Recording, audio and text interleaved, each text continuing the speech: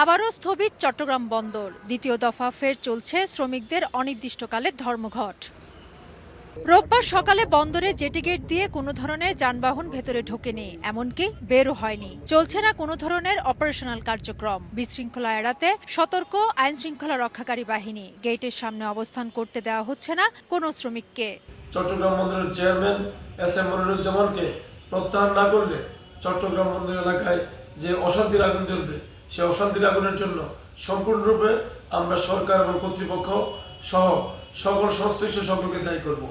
Chairman জানান, বন্দরকে hijack করার চেষ্টা করছে কিছু বিপদগামী কর্মচারী। এনসিটিকে নিয়ে ডিপি ওয়ার্ল্ডের সঙ্গে আলোচনা চলমান বলেও জানান তিনি। আন্তর্জাতিক যদি কোনো অপারেটর আসে তাহলে এই ইকুইপমেন্টগুলো তারা হয়তো 1 বছরের মধ্যেই পুরো চেঞ্জ করে গ্লোবাল স্ট্যান্ডার্ডে নিয়ে আসবে, এবং এইটা হলে আমাদের দেশে যেই এক্সপোর্ট ইম্পোর্ট বাড়বে এবং ইনভেস্টমেন্টগুলো বাড়বে।